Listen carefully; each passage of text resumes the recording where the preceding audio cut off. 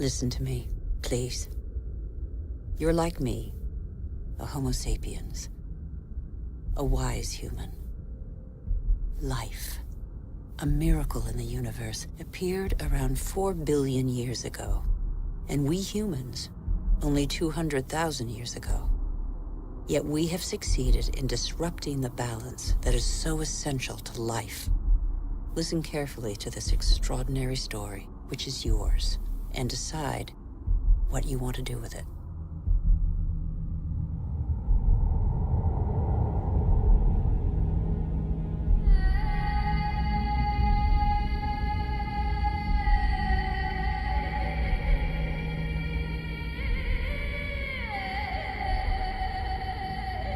These are traces of our origins.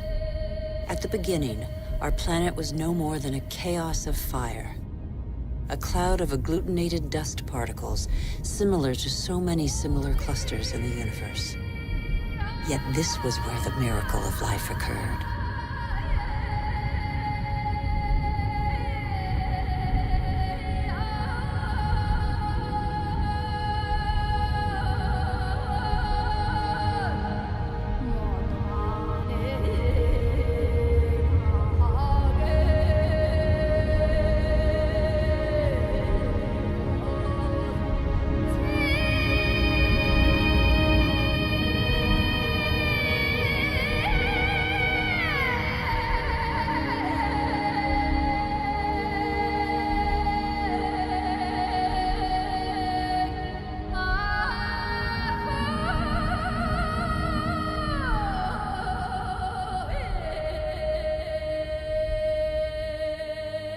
Today, life, our life, is just a link in a chain of innumerable living beings that have succeeded one another on Earth over nearly 4 billion years.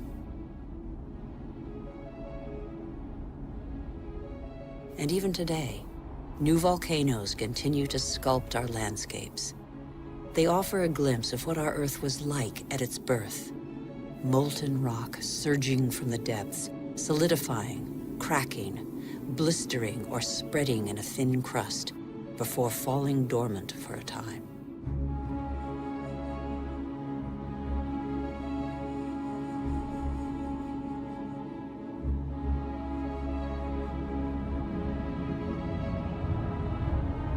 These wreaths of smoke curling from the bowels of the Earth bear witness to the Earth's original atmosphere, an atmosphere devoid of oxygen.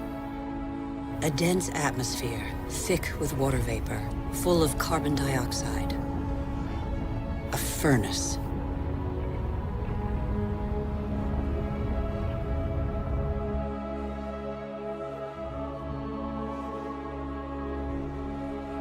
The Earth cooled. The water vapor condensed and fell in torrential downpours. At the right distance from the sun, not too far, not too near, the Earth's perfect balance enabled it to conserve water in liquid form. The water cut channels. They are like the veins of a body, the branches of a tree, the vessels of the sap that the water gave to the Earth.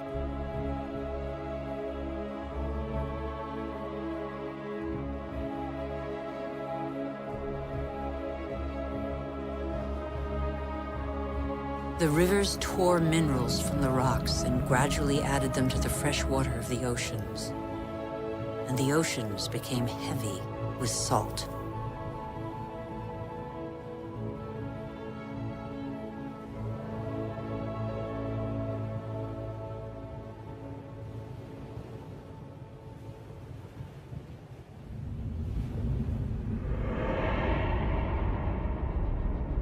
Where do we come from?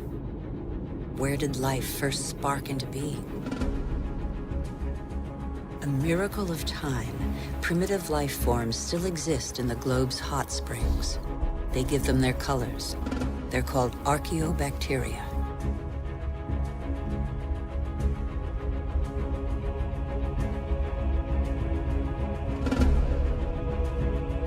They all feed off the Earth's heat. All except the cyanobacteria, or blue-green algae. They alone have the capacity to turn to the sun to capture its energy. They are a vital ancestor of all yesterday's and today's plant species. These tiny bacteria and their billions of descendants changed the destiny of our planet. They transformed its atmosphere.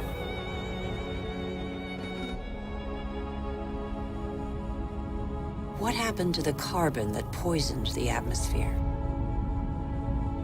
It's still here, imprisoned in the Earth's crust. Here, there once was a sea inhabited by microorganisms. They grew their shells by tapping into carbon from the atmosphere, dissolved in the ocean. These strata are the accumulated shells of those billions and billions of microorganisms.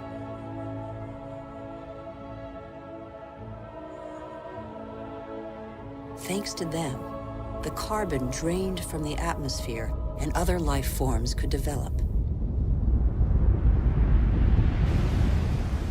It is life that altered the atmosphere.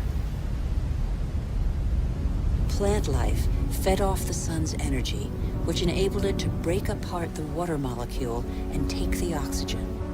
And oxygen filled the air. The Earth's water cycle is a process of constant renewal. Waterfalls, water vapor, clouds, rain, springs, rivers, seas, oceans, glaciers. The cycle is never broken. There's always the same quantity of water on Earth. All the successive species on Earth have drunk the same water. The astonishing matter that is water, one of the most unstable of all. It takes a liquid form as running water, gaseous as vapor, or solid as ice. In Siberia, the frozen surfaces of the lakes in winter contain the traces of the forces that water deploys when it freezes. Lighter than water, the ice floats. It forms a protective mantle against the cold, under which life can go on.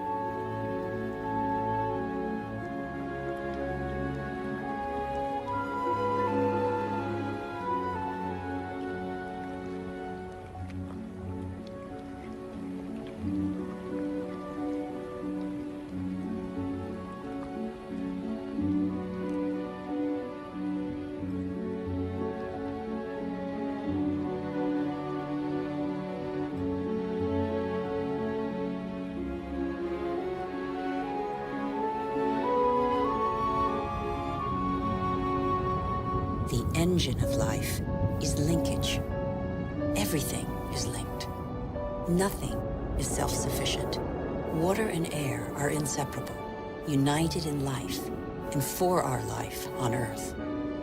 Sharing is everything.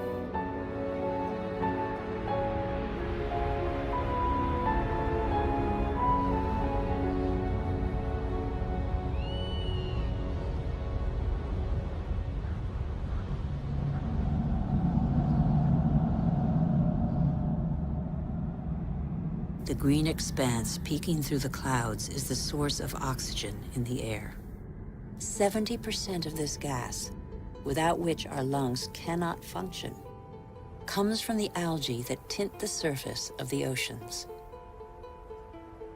Our Earth relies on a balance in which every being has a role to play and exists only through the existence of another being. A subtle, fragile harmony that is easily shattered.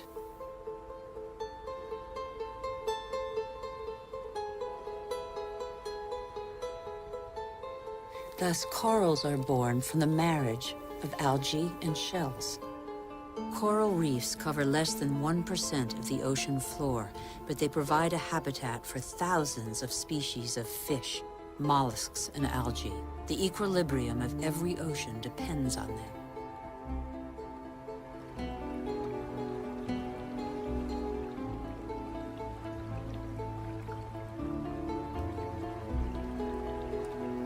The Earth counts time in billions of years. It took more than 4 billion years for it to make trees. In the chain of species, trees are a pinnacle, a perfect living sculpture. Trees defy gravity. They are the only natural element in perpetual movement toward the sky. They grow unhurriedly toward the sun that nourishes their foliage.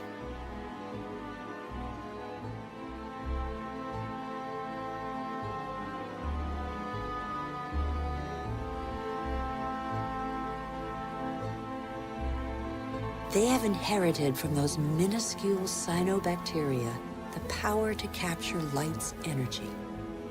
They store it and feed off it, turning it into wood and leaves, which then decompose into a mixture of water, mineral, vegetable, and living matter. And so, gradually, soils are formed.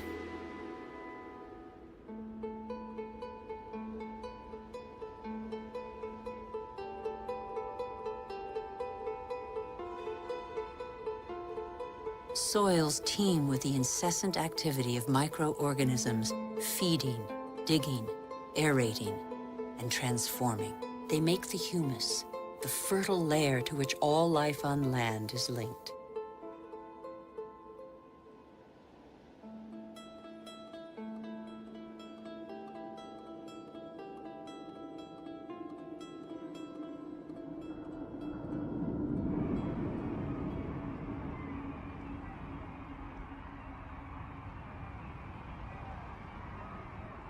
What do we know about life on Earth?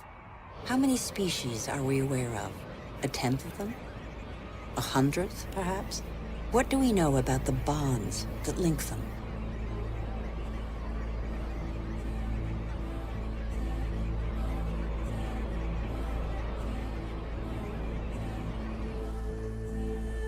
The Earth is a miracle.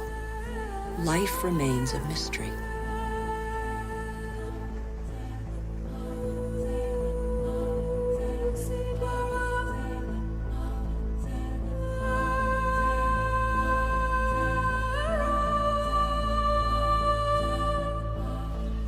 Families of animals form, united by customs and rituals that are handed down through the generations.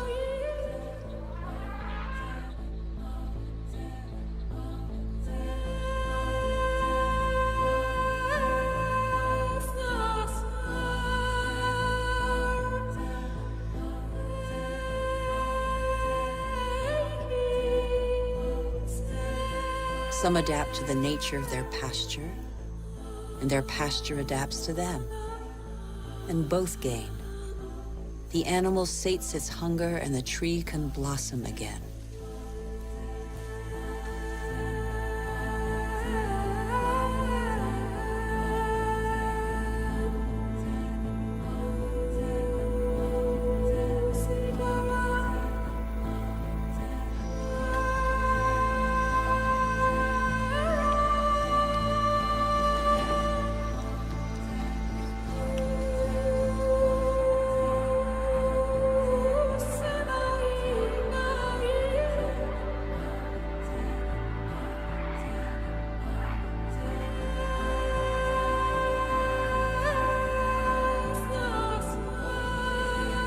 In the great adventure of life on Earth, every species has a role to play. Every species has its place. None is futile or harmful. They all balance out.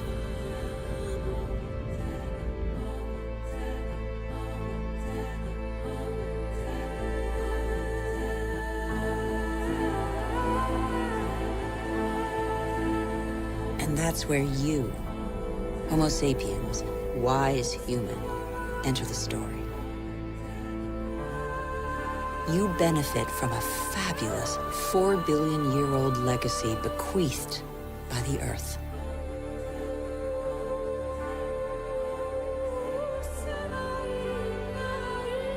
You're only 200,000 years old, but you have changed the face of the world. Despite your vulnerability, you have taken possession of every habitat and conquered swaths of territory like no other species before you.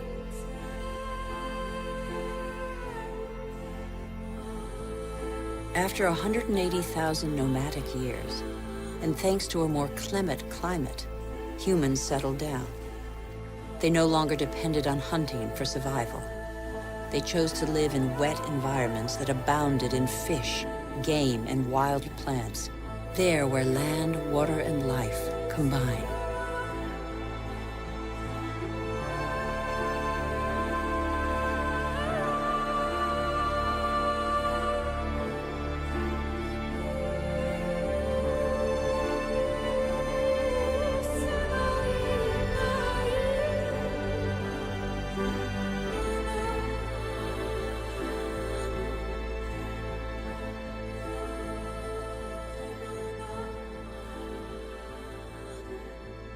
Even today, the majority of humankind lives on the continent's coastlines or the banks of rivers and lakes.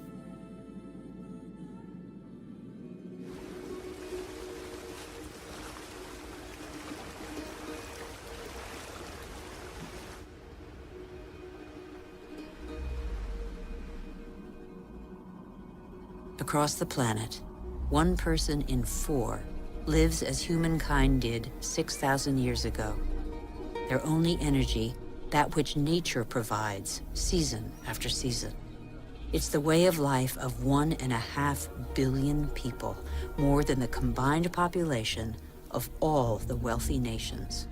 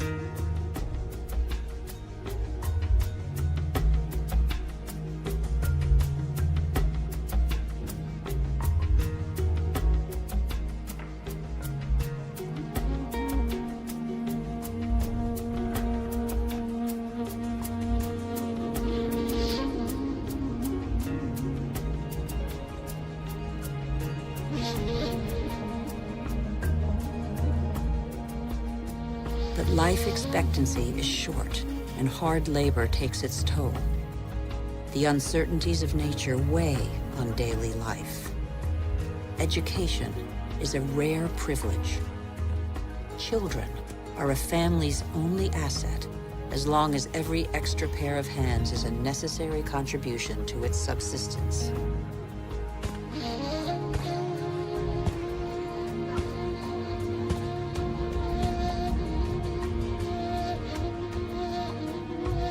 Humanity's genius is to have always had a sense of its weakness. The physical energy and strength with which nature insufficiently endowed humans is found in animals that help them to discover new territories.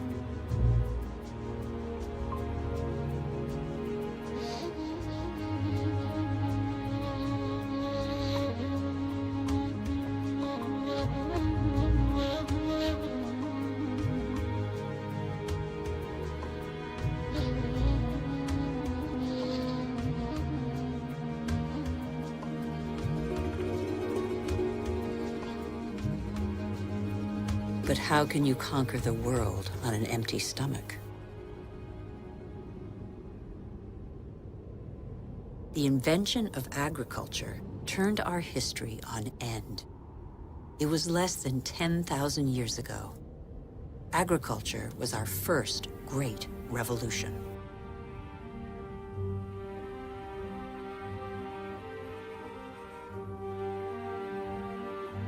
It resulted in the first surpluses and gave birth to cities and civilizations.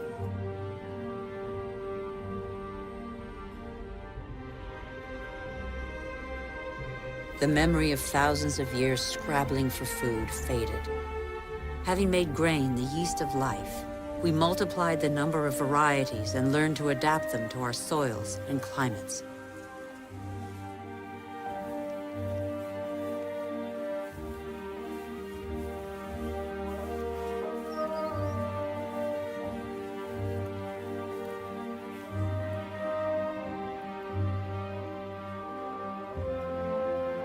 We're like every species on Earth.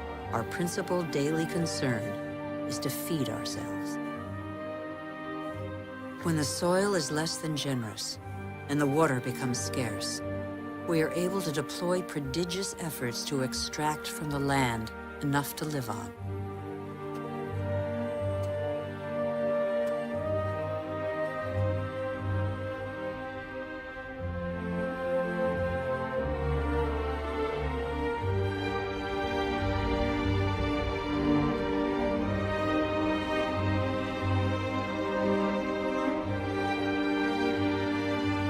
Humans shape the land with the patience and devotion that the earth demands in an almost sacrificial ritual performed over and over. Agriculture is still the world's most widespread occupation. Half of humankind tills the soil, over 3/4 of them by hand.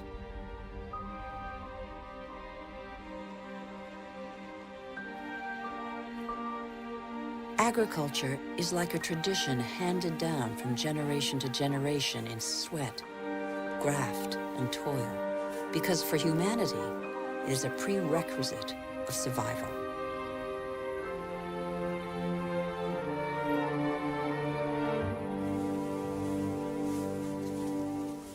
But after relying on muscle power for so long, humankind found a way to tap into the energy buried deep in the earth.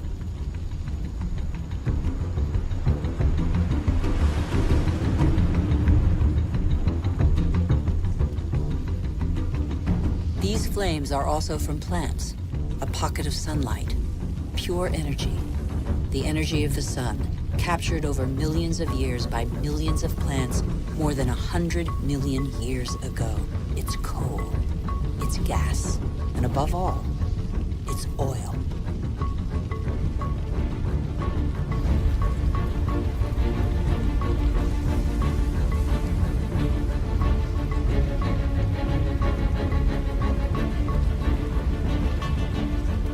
And this pocket of sunlight freed humans from their toil on the land.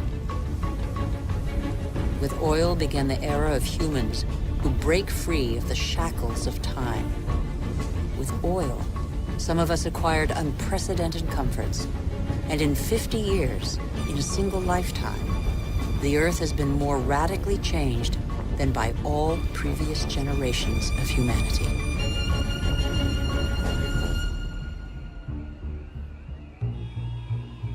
Faster and faster. In the last 60 years, the Earth's population has almost tripled, and over 2 billion people have moved to the cities. Faster and faster. Shenzhen in China, with its hundreds of skyscrapers and millions of inhabitants, was just a small fishing village barely 40 years ago. Faster and faster. In Shanghai, 3,000 towers and skyscrapers have been built in 20 years. Hundreds more are under construction. Today, over half of the world's 7 billion inhabitants live in cities.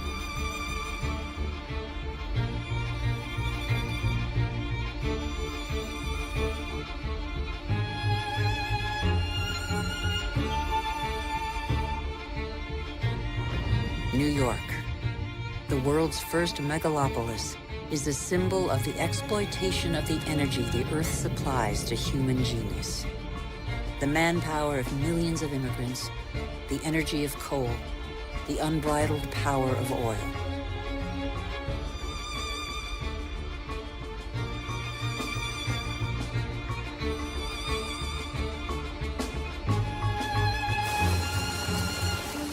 America was the first to harness the phenomenal, revolutionary power of black gold. In the fields, machines replaced men. a liter of oil generates as much energy as 100 pairs of hands in 24 hours. In the United States, only 3 million farmers are left. They produce enough grain to feed 2 billion people. But most of that grain is not used to feed people. Here, and in all other industrialized nations, it's transformed into livestock feed, or biofuels.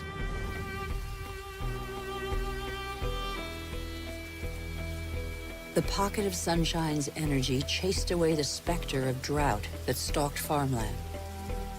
No spring escapes the demands of agriculture, which accounts for 70% of humanity's water consumption. In nature, everything is linked. The expansion of cultivated land and single-crop farming encouraged the development of parasites. Pesticides, another gift of the petrochemical revolution, exterminated them. Bad harvests and famine became a distant memory. The biggest headache now was what to do with the surpluses engendered by modern agriculture. But toxic pesticides seeped into the air, soil, plants, animals, rivers, and oceans. They penetrated the heart of cells similar to the mother cell that is shared by all forms of life. Are they harmful to the humans that they released from hunger? These farmers, in their yellow protective suits, probably have a good idea.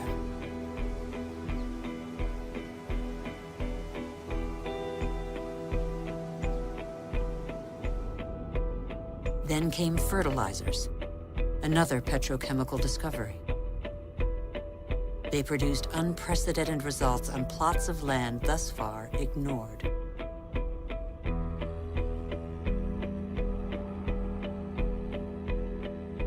Crops adapted to soils and climates gave way to the most productive varieties and the easiest to transport. And so, in the last century, 3/4 of the varieties developed by farmers over thousands of years have been wiped out.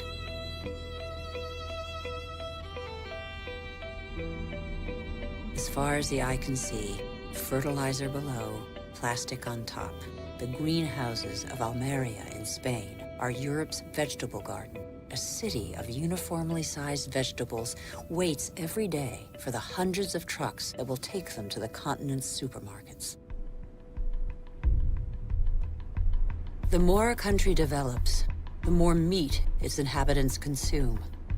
How can growing worldwide demand be satisfied without recourse to concentration camp-style cattle farms?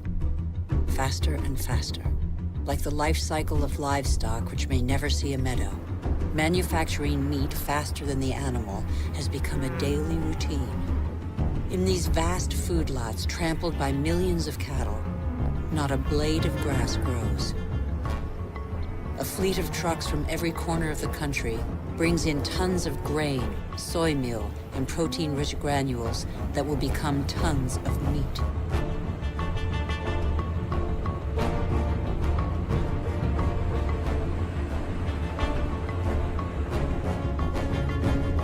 The result is that it takes 100 liters of water to produce 1 kilogram of potatoes, 4,000 liters for 1 kilo of rice, and 13,000 liters for 1 kilo of beef, not to mention the oil guzzled in the production process and transport.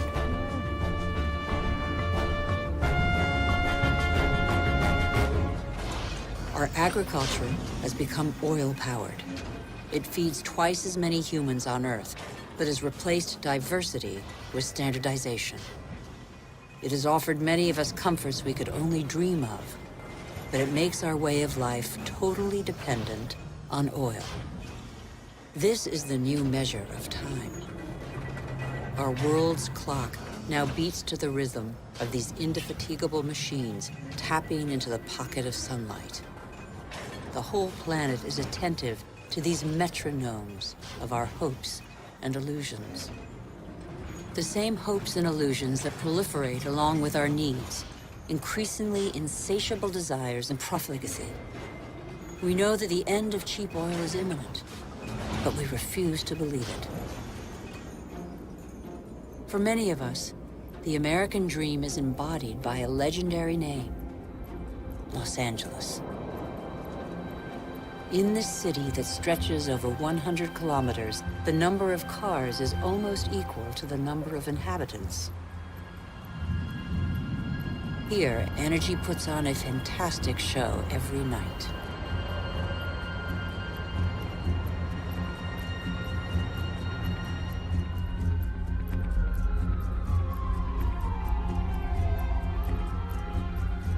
The days seem to be no more than the pale reflection of nights that turn the city into a starry sky.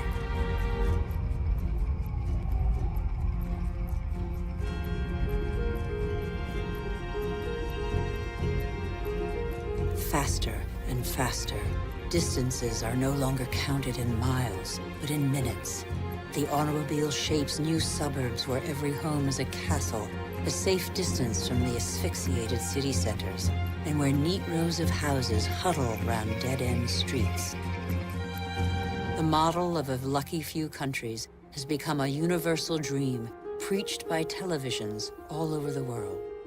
Even here in Beijing, it is cloned, copied, and reproduced in these formatted houses that have wiped pagodas off the map.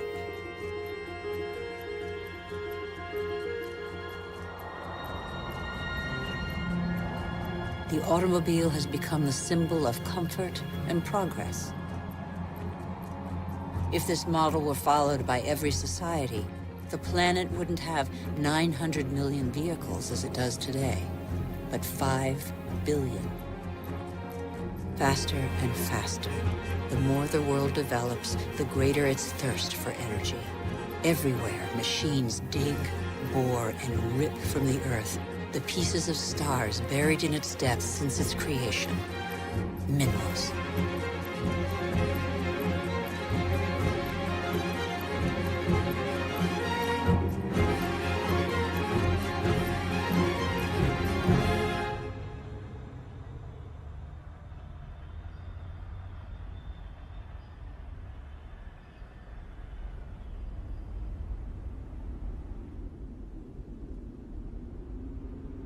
As a privilege of power, 80% of this mineral wealth is consumed by 20% of the world's population. Before the end of this century, excessive mining will have exhausted nearly all the planet's reserves.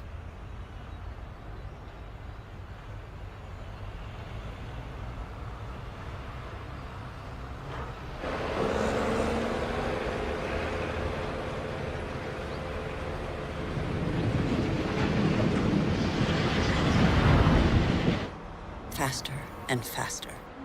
Shipyards churn out oil tankers, container ships, and gas tankers to cater for the demands of globalized industrial production. Most consumer goods travel thousands of kilometers from the country of production to the country of consumption. Since 1950, the volume of international trade has increased 20 times over.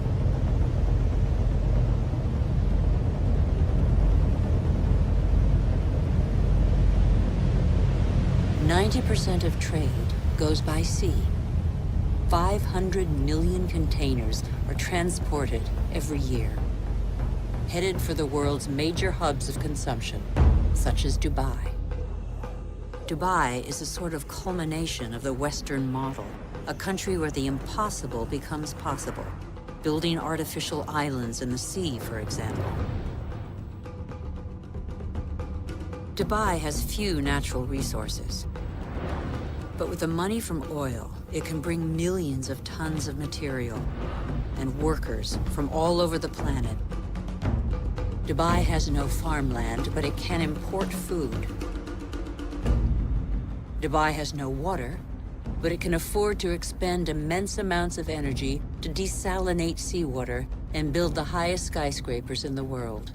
Dubai has endless sun, but no solar panels.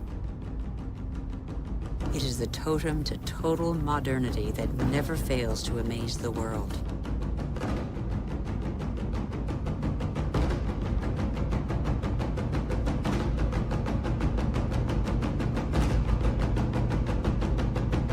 Dubai is like the new beacon for all the world's money.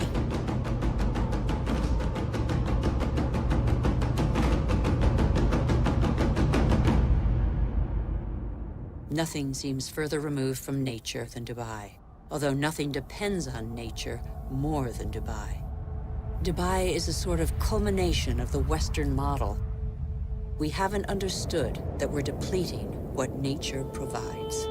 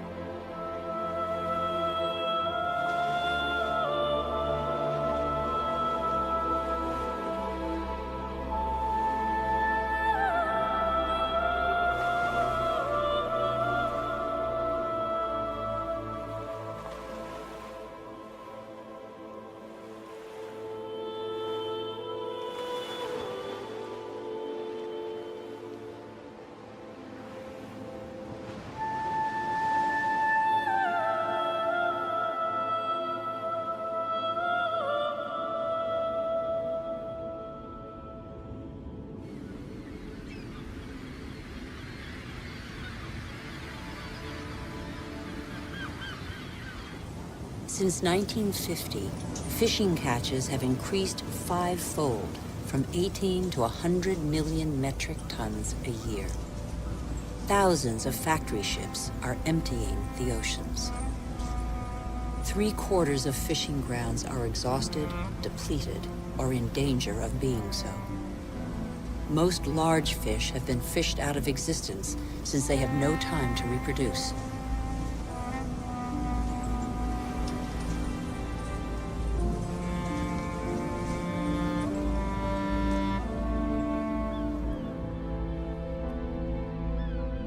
We are destroying the cycle of a life that was given to us.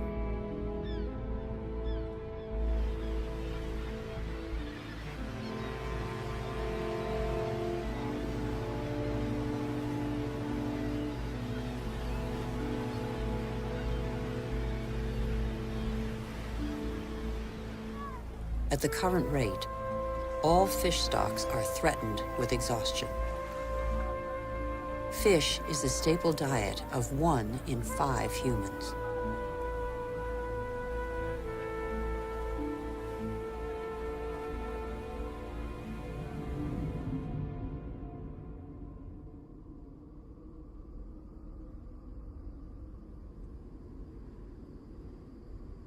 We have forgotten that resources are scarce. 500 million humans live in the world's desert lands, more than the combined population of Europe. They know the value of water.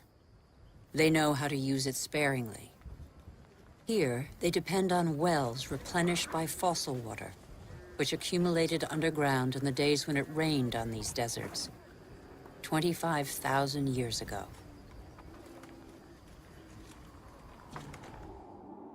Fossil water also enables crops to be grown in the desert to provide food for local populations. The field's circular shape derives from the pipes that irrigate them around a central pivot. But there is a heavy price to pay. Fossil water is a non-renewable resource.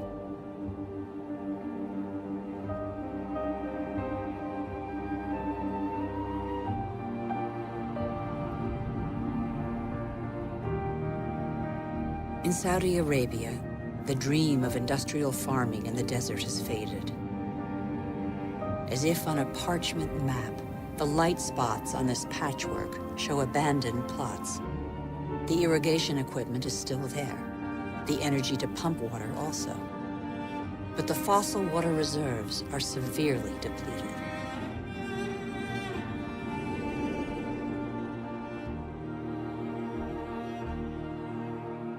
Israel turned the desert into arable land.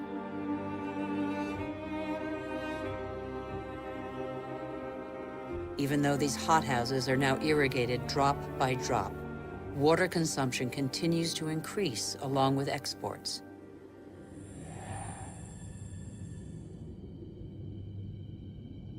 the once mighty River Jordan is now just a trickle. Its water has flown to supermarkets all over the world in crates of fruit and vegetables.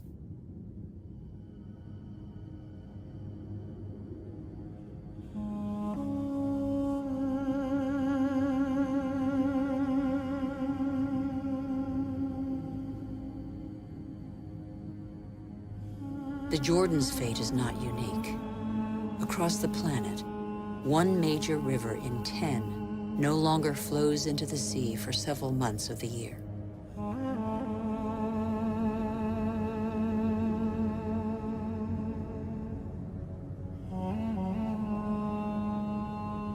Deprived of the Jordan's water, the level of the Dead Sea goes down by over 1 meter per year.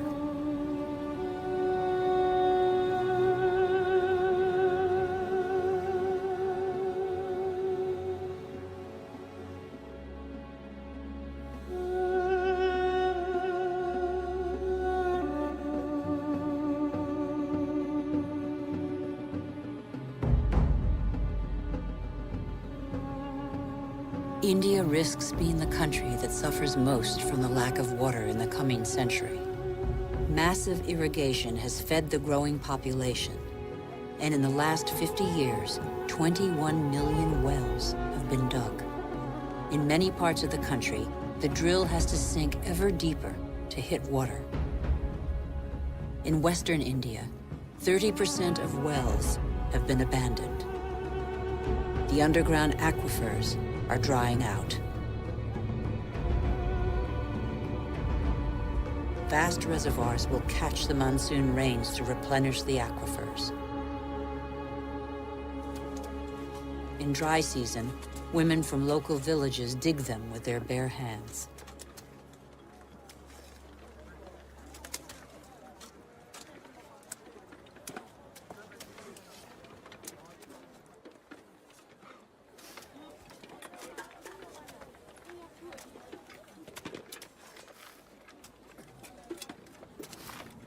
Thousands of kilometers away, 800 to 1,000 liters of water are consumed per person per day.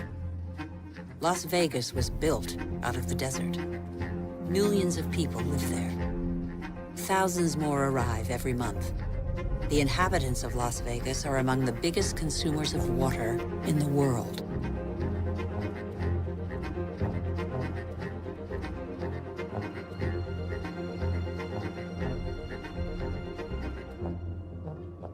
Palm Springs is another desert city with tropical vegetation and lush golf courses. How long can this mirage continue to prosper?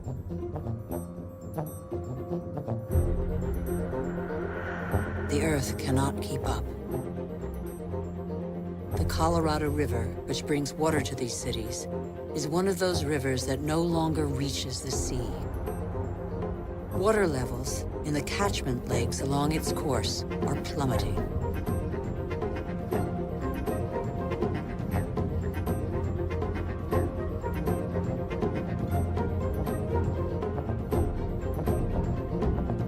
Water shortages could affect nearly 2 billion people before 2025.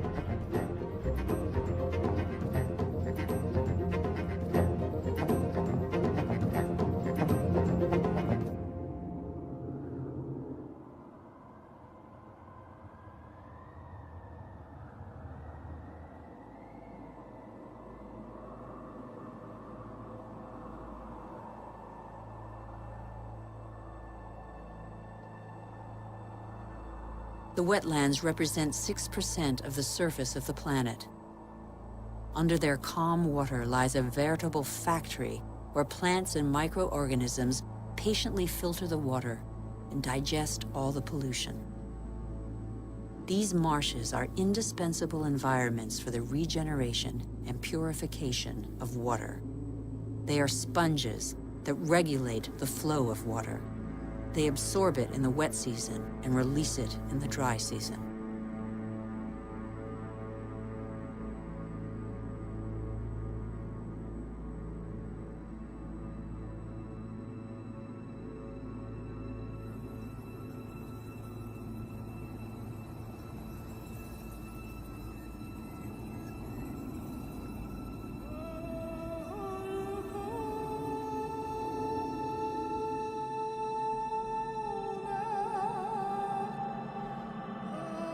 In our race to conquer more land, we have reclaimed them as pasture for our livestock, or as land for agriculture or building.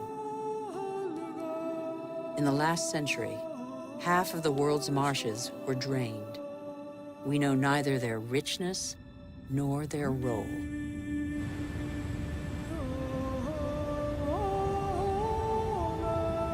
All living matter is linked. Water, air, soil, trees. The world's magic is right in front of our eyes.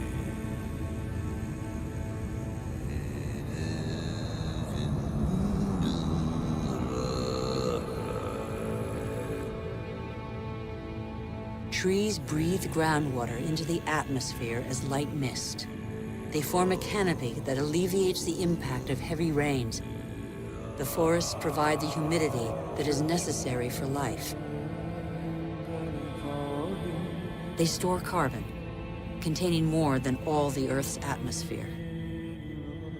They are the cornerstone of the climactic balance on which we all depend.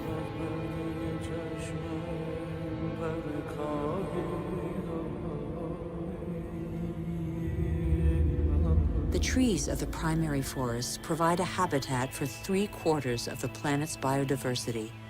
That's to say, of all life on Earth.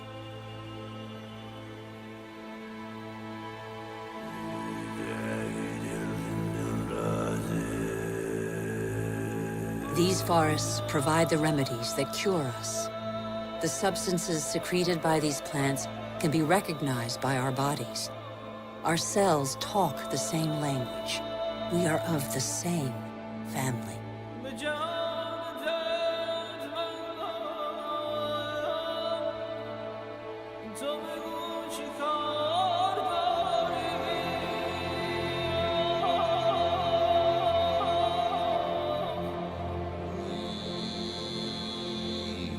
But in barely 40 years, the world's largest rainforest, the Amazon, has been reduced by 20%.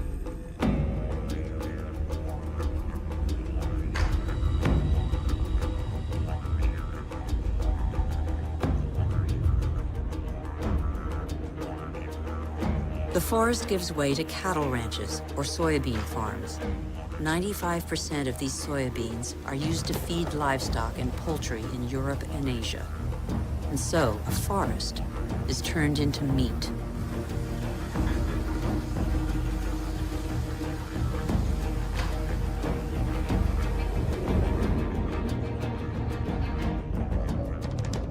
Barely 20 years ago, Borneo, the 4th largest island in the world, was covered by a vast primary forest. At the current rate of deforestation, it will have totally disappeared within 10 years.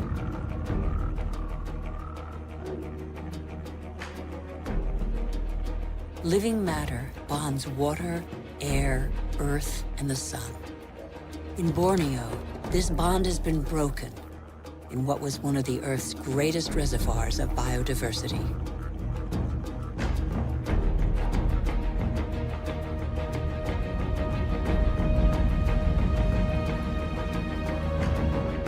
This catastrophe was provoked by the decision to produce palm oil, one of the most productive and consumed oils in the world, on Borneo.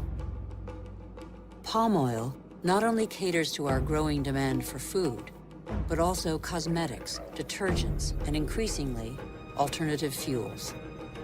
The forest diversity was replaced by a single species, the oil palm. For local people, it provides employment. It is an agricultural industry.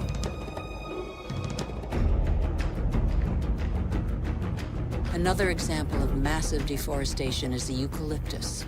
Eucalyptus is used to make paper pulp. Plantations are growing as demand for paper has increased 5-fold in 50 years. One forest does not replace another forest. At the foot of these eucalyptus trees, nothing grows because their leaves form a bed that is toxic for most other plants. They grow quickly, but exhaust water reserves. Soybeans, palm oil, eucalyptus trees. Deforestation destroys the essential to produce the superfluous. But elsewhere, deforestation is a last resort to survive.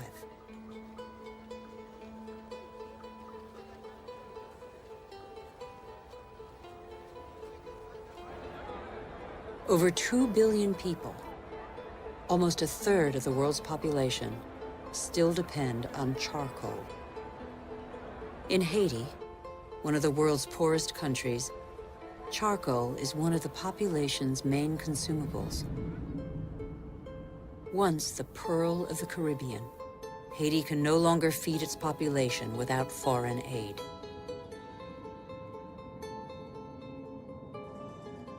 On the hills of Haiti, only 2% of the forests are left. Stripped bare, nothing holds the soils back. The rainwater washes them down the hillsides as far as the sea. What's left is increasingly unsuitable for agriculture.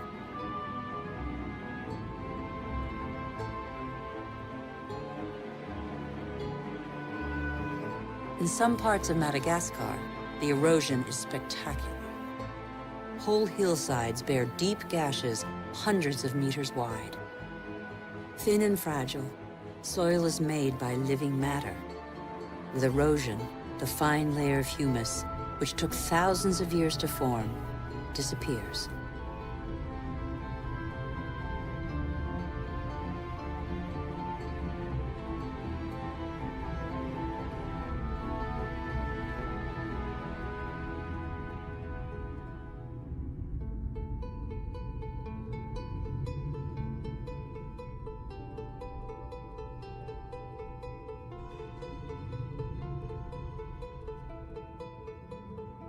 Here's one theory of the story of the Rapa Nui, the inhabitants of Easter Island, that could perhaps give us pause for thought. Living on the most isolated island in the world, the Rapa Nui exploited their resources until there was nothing left. Their civilization did not survive. On these lands stood the highest palm trees in the world. They have disappeared. The Rapa Nui chopped them all down for lumber. They then had to face widespread soil erosion. The Rapa Nui could no longer go fishing. There were no trees to build canoes.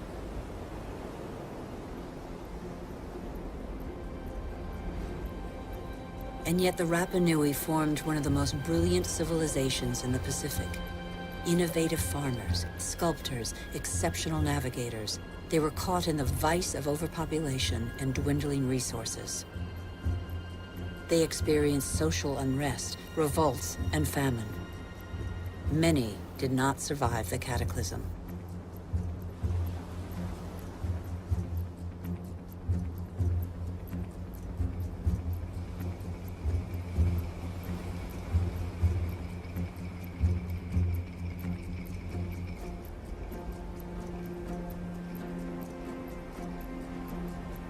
The real mystery of Easter Island is not how its strange statues got there.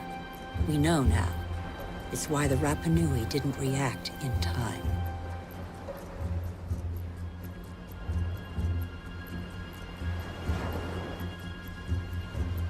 It's only one of a number of theories, but it has particular relevance to us today.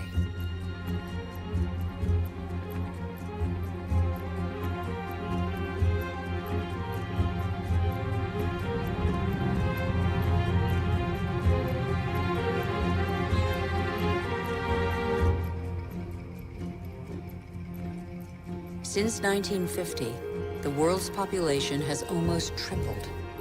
And since 1950, we have more fundamentally altered our island, the Earth, than in all of our 200,000-year history.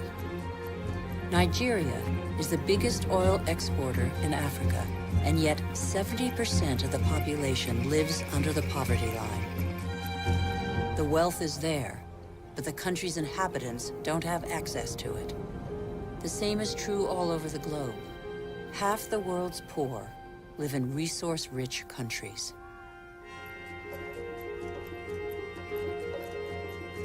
Our mode of development has not fulfilled its promises. In 50 years, the gap between rich and poor has grown wider than ever. Today, half the world's wealth is in the hands of the richest 2% of the population.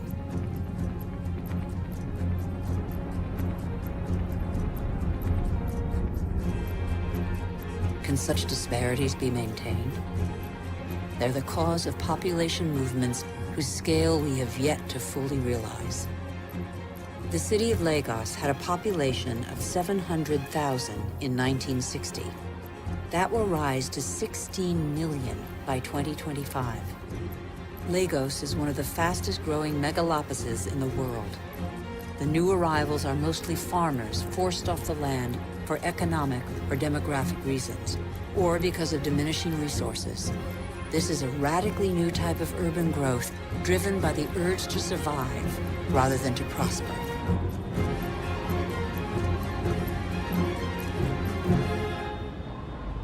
Every week, over 1 million people swell the populations of the world's cities.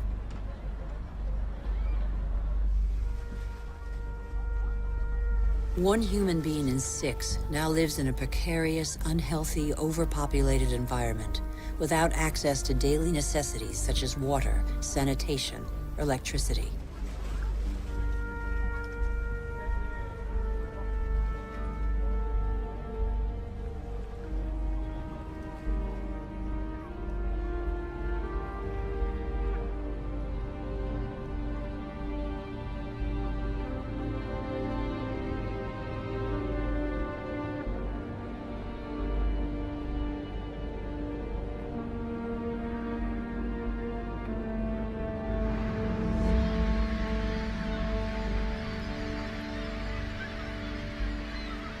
Hunger is spreading once more. It affects nearly 1 billion people.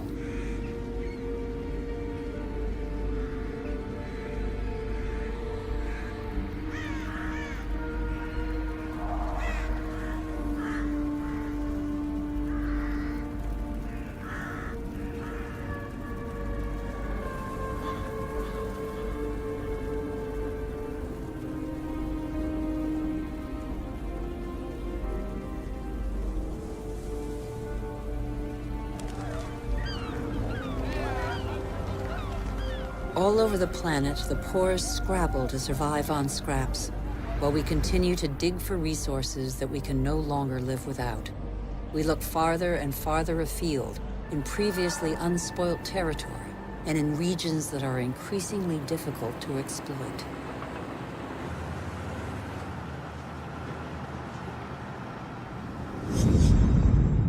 We're not changing our model. Oil might run out. We can still extract oil from the tar sands of Canada. The biggest trucks in the world move thousands of tons of sand. The process of heating and separating bitumen from the sand requires millions of cubic meters of water. Colossal amounts of energy are needed. The pollution is catastrophic. The most urgent priority, apparently, is to pick every pocket of sunlight.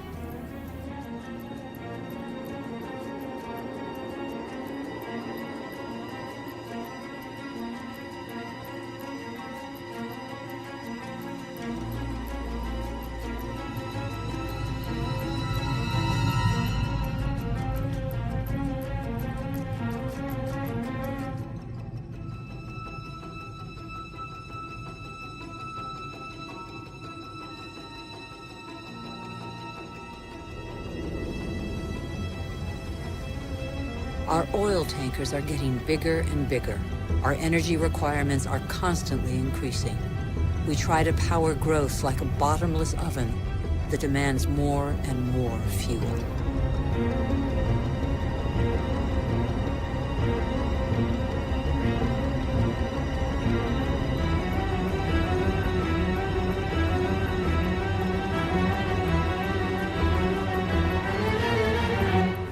It's all about carbon.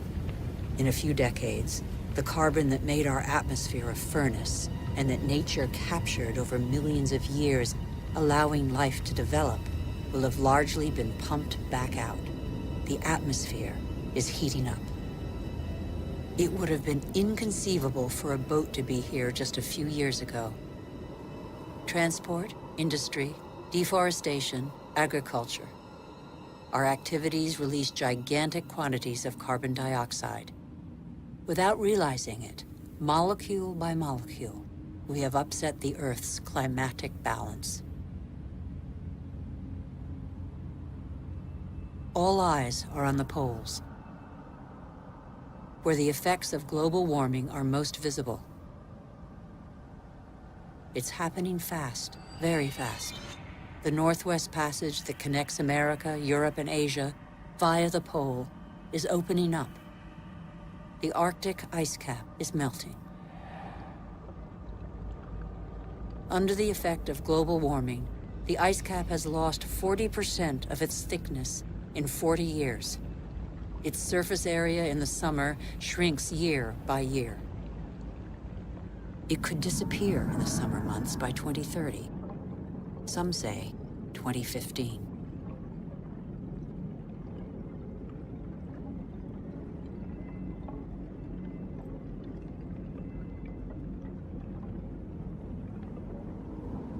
The sunbeams that the ice sheet previously reflected back now penetrate the dark water, heating it up.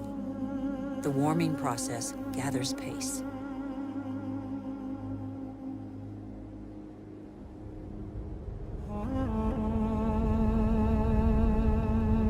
This ice contains the records of our planet. The concentration of carbon dioxide hasn't been so high for several 100,000 years. Humanity has never lived in an atmosphere like this.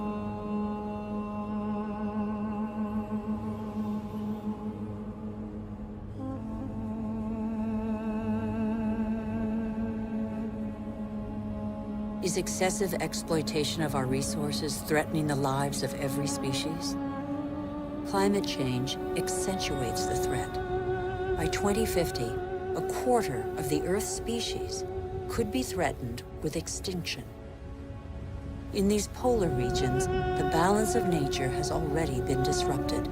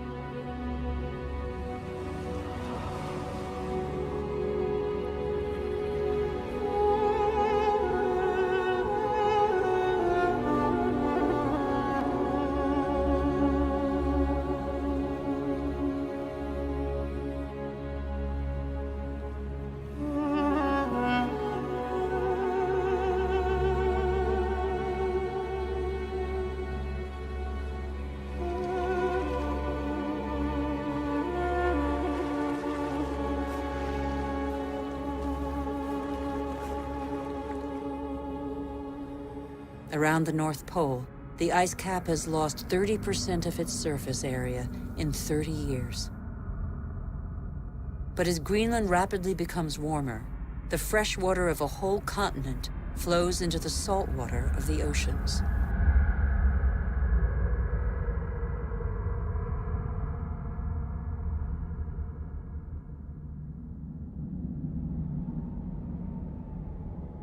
Greenland's ice contains 20% of the fresh water of the whole planet. If it melts, sea levels will rise by nearly 7 meters.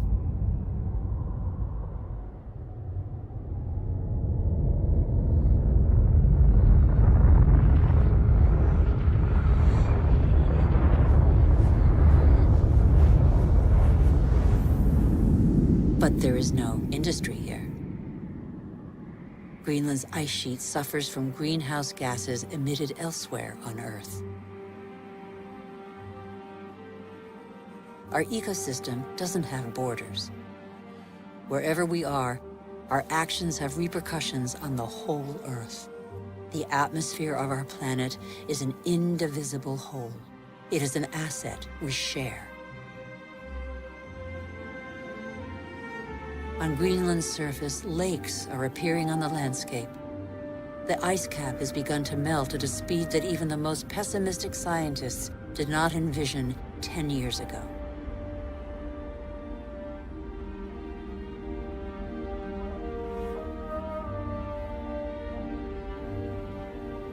More and more of these glacier-fed rivers are merging together and burrowing through the surface. It was thought the water would freeze in the depths of the ice. On the contrary, it flows under the ice, carrying the ice sheet into the sea, where it breaks into icebergs.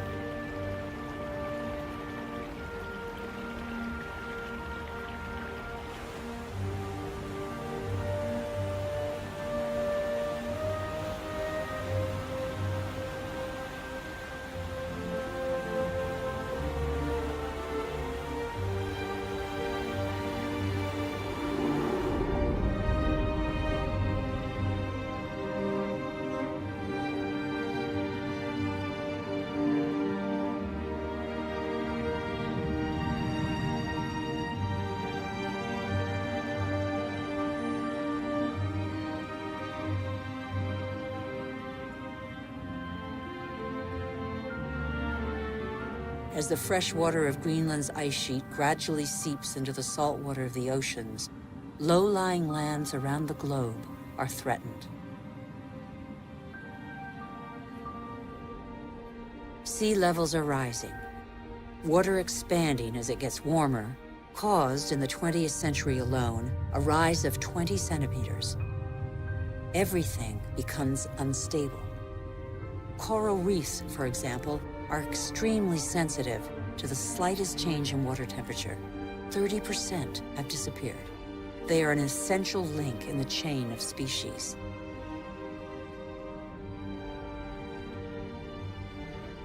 In the atmosphere, the major wind streams are changing direction. Rain cycles are altered. The geography of climates is modified. The inhabitants of the low-lying islands here in the Maldives, for example, are on the front line. They are increasingly concerned.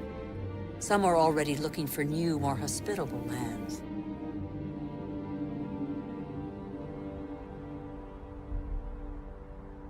If sea levels continue to rise faster and faster, what will major cities like Tokyo, the world's most populous city, do? Every year, scientists' predictions become more and more alarming. 70% of the world's population lives on coastal plains. 11 of the 15 biggest cities stand on a coastline or river estuary. As the seas rise, salt will invade the water table, depriving inhabitants of drinking water. Migratory phenomena are inevitable. The only uncertainty concerns their scale.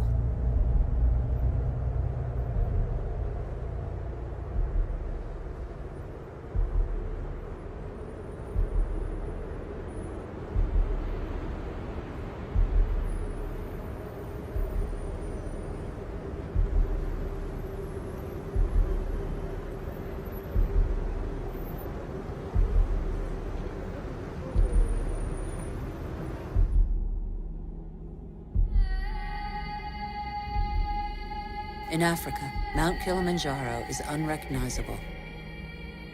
80% of its glaciers have disappeared. In summer, the rivers no longer flow. Local peoples are affected by the lack of water. Even on the world's highest peaks, in the heart of the Himalayas, eternal snows and glaciers are receding. Yet these glaciers play an essential role in the water cycle. They trap the water from the monsoons as ice and release it in the summer when the snow melts.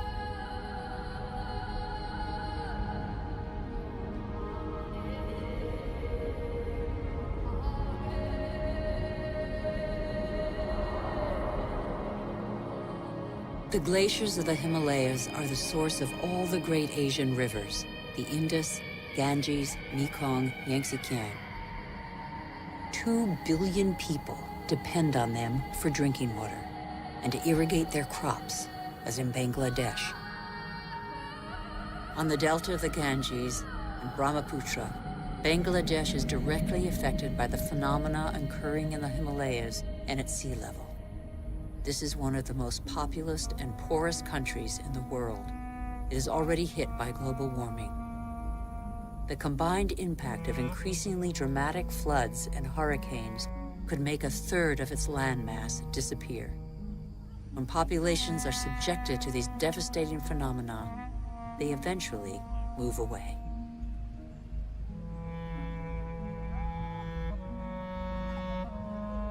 Wealthy countries will not be spared.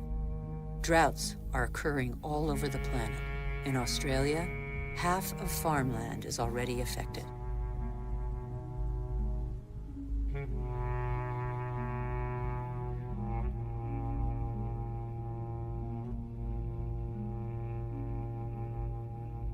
We are in the process of compromising the climactic balance that has allowed us to develop over 12,000 years.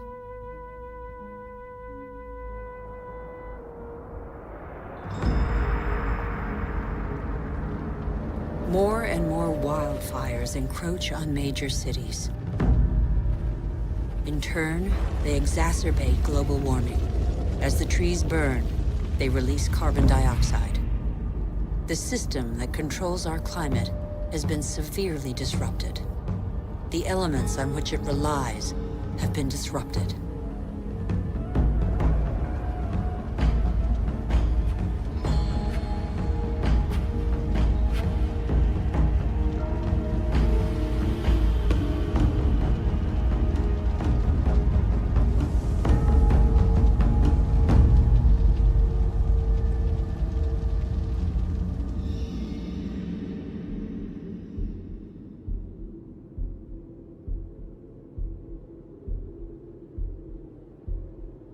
The clock of climate change is ticking in these magnificent landscapes.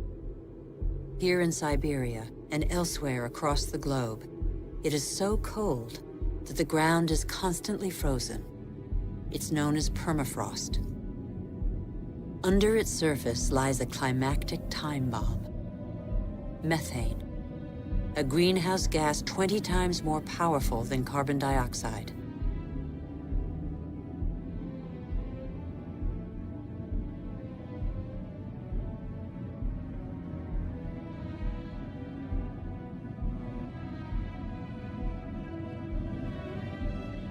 If the permafrost melts, the methane released would cause the greenhouse effect to race out of control with consequences no one can predict.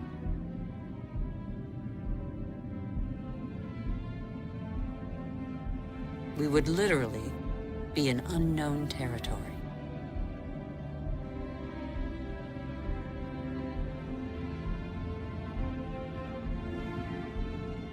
Humanity has no more than 10 years to reverse the trend and avoid crossing into this territory.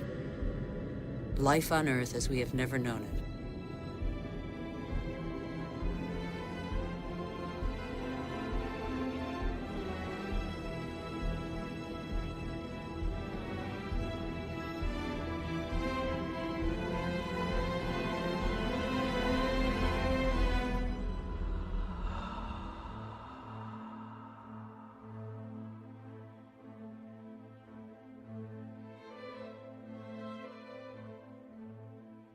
We have created phenomena we cannot control.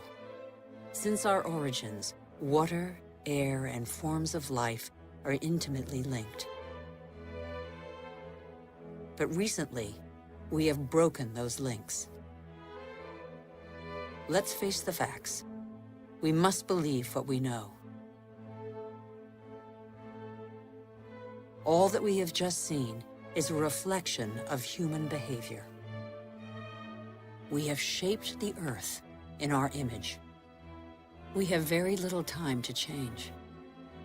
How can this century carry the burden of 9 billion human beings, if we refuse to be called to account for everything we alone have done.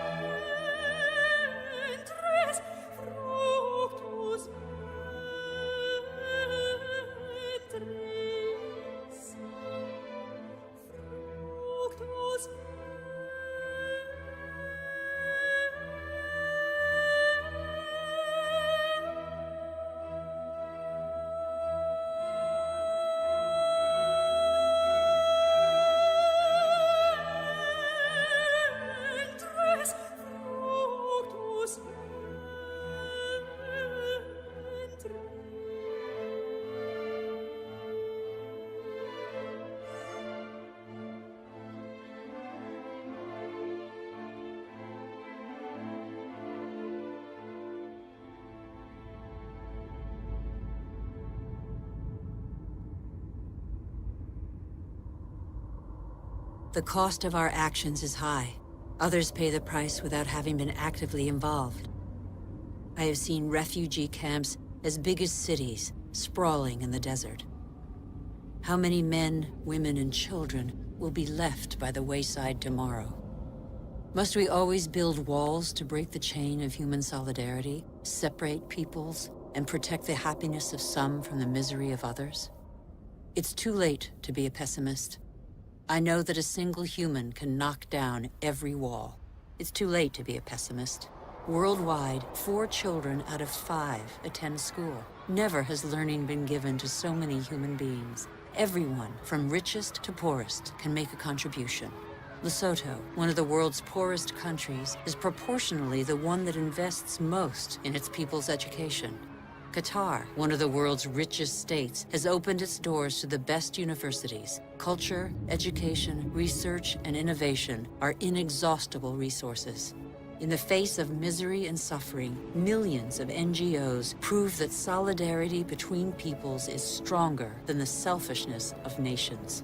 In Bangladesh, a man thought the unthinkable and founded a bank that lends only to the poor. In 30 years, it has changed the lives of 150 million people. Antarctica is a continent with immense natural resources that no country can claim for itself, a natural reserve devoted to peace and science. A treaty signed by 49 states has made it a treasure shared by all humanity. It's too late to be a pessimist. Governments have acted to protect nearly 2% of the world's territorial waters. It's not much, but it's 2 times more than 10 years ago.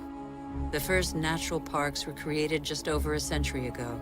They cover over 13% of the continents. They create spaces where human activity is in step with the preservation of species, soils, and landscapes. This harmony between humans and nature can become the rule, no longer the exception. In the United States, New York has realized that nature does for us. These forests and lakes supply all the drinking water the city needs. In South Korea, the forests have been devastated by war. Thanks to a national reforestation program, they once more cover 65% of the country. More than 75% of paper is recycled. Costa Rica has made a choice between military spending and the conservation of its lands. The country no longer has an army.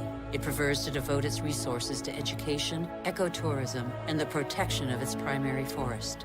Gabon is one of the world's leading producers of wood. It enforces selective logging, not more than 1 tree every hectare. Its forests are one of the country's most important economic resources, but they have the time to regenerate. Programs exist that guarantee sustainable forest management. They must become mandatory. For consumers and producers, justice is an opportunity to be seized. When trade is fair, when both buyer and seller benefit, everybody can prosper and earn a decent living. How can there be justice and equity between people whose only tools are their hands and those who harvest their crops with a machine and state subsidies?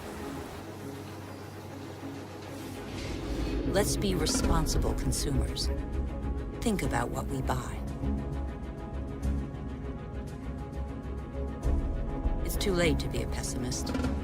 I've seen agriculture on a human scale. It can feed the whole planet if meat production doesn't take the food out of people's mouths. I've seen fishermen who take care of what they catch and care for the riches of the ocean. I have seen houses producing their own energy. 5,000 people live in the world's first ever eco-friendly district in Freiburg, Germany. Other cities partner the project. Mumbai is the 1,000th to join them. The governments of New Zealand, Iceland, Austria, Sweden, and other nations have made the development of renewable energy sources a top priority.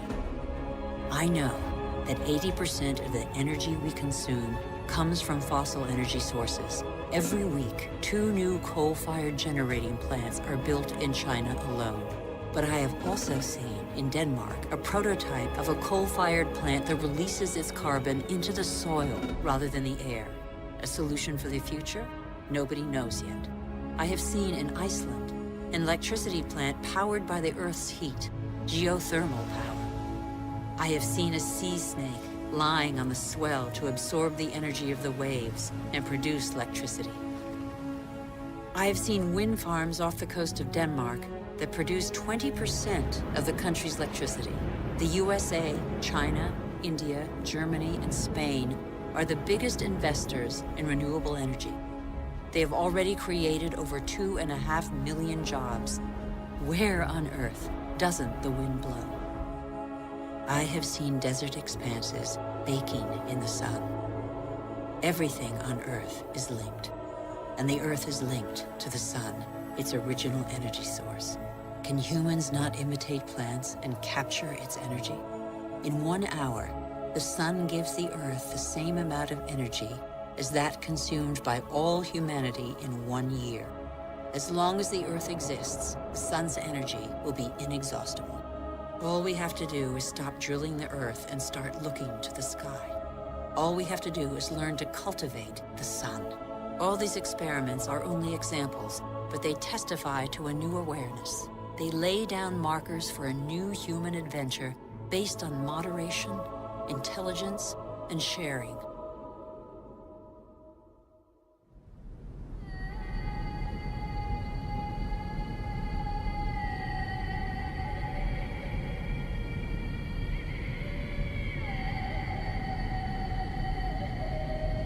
It's time to come together.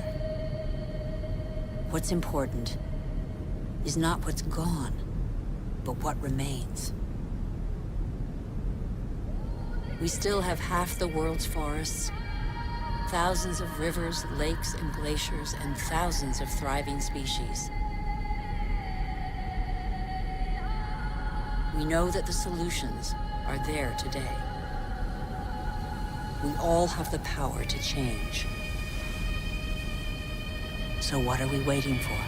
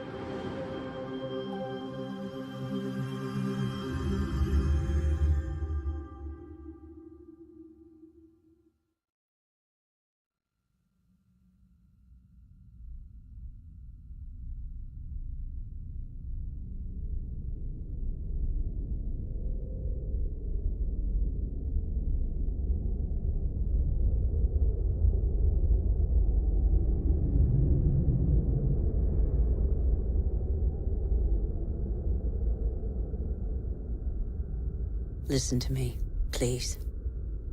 You're like me, a Homo sapiens, a wise human. Life, a miracle in the universe, appeared around 4 billion years ago, and we humans, only 200,000 years ago. Yet we have succeeded in disrupting the balance that is so essential to life. Listen carefully to this extraordinary story, which is yours, and decide what you want to do with it.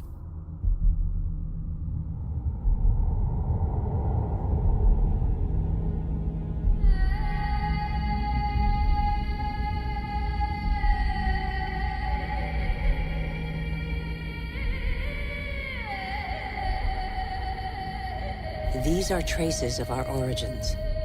At the beginning, our planet was no more than a chaos of fire. A cloud of agglutinated dust particles, similar to so many similar clusters in the universe.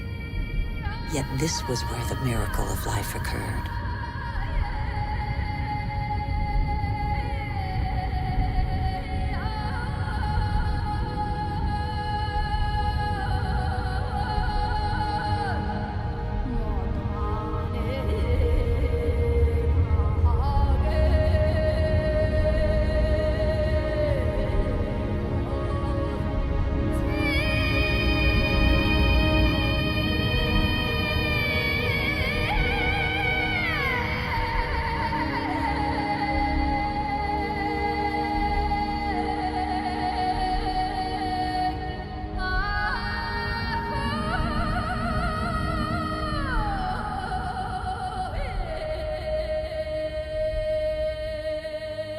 Today, life, our life, is just a link in a chain of innumerable living beings that have succeeded one another on Earth over nearly 4 billion years. And even today, new volcanoes continue to sculpt our landscapes. They offer a glimpse of what our Earth was like at its birth. Molten rock surging from the depths, solidifying, cracking, blistering or spreading in a thin crust before falling dormant for a time.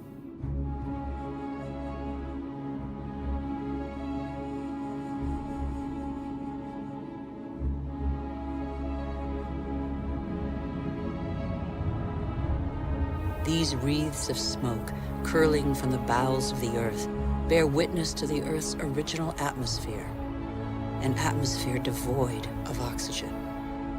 A dense atmosphere, thick with water vapor, full of carbon dioxide.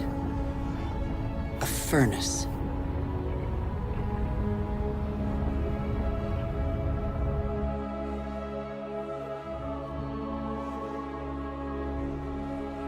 The Earth cooled. The water vapor condensed and fell in torrential downpours. At the right distance from the sun, not too far, not too near, the Earth's perfect balance enabled it to conserve water in liquid form. The water cut channels. They are like the veins of a body, the branches of a tree, the vessels of the sap that the water gave to the Earth.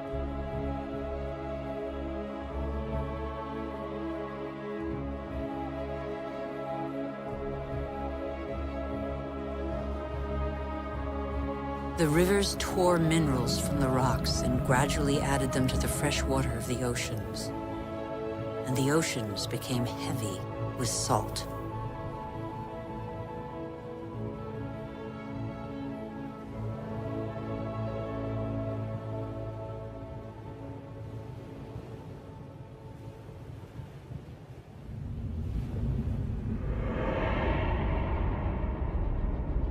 Where do we come from?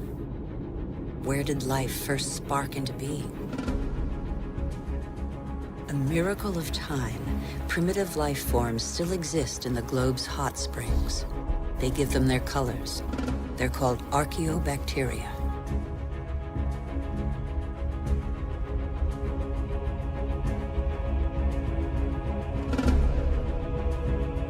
They all feed off the Earth's heat.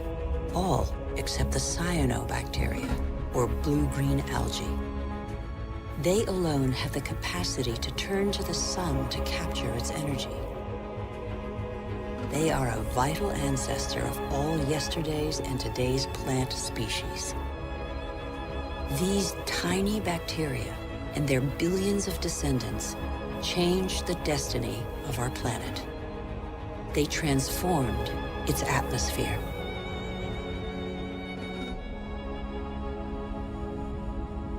What happened to the carbon that poisoned the atmosphere? It's still here, imprisoned in the Earth's crust.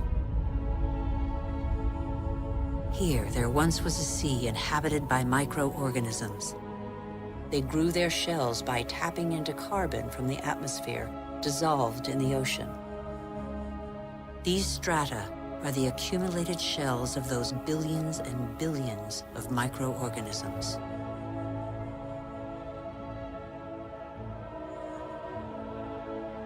Thanks to them, the carbon drained from the atmosphere and other life forms could develop.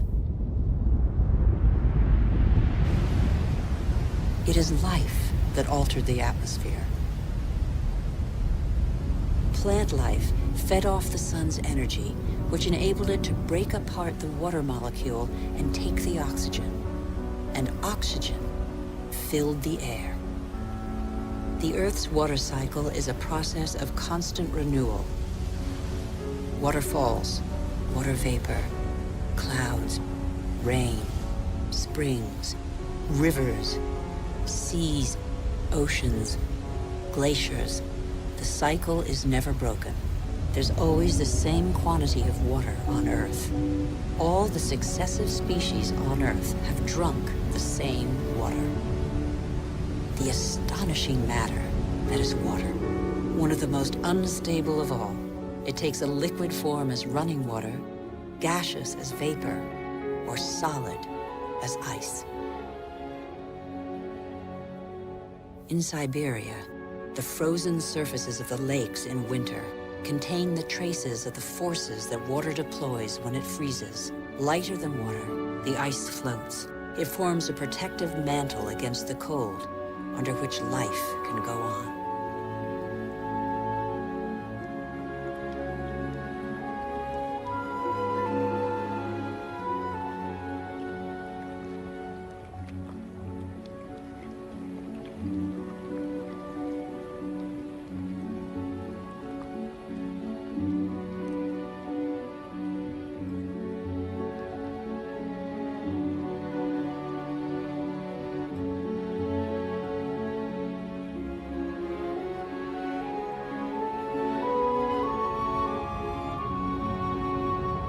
The engine of life is linkage. Everything is linked. Nothing is self-sufficient. Water and air are inseparable, united in life and for our life on Earth. Sharing is everything.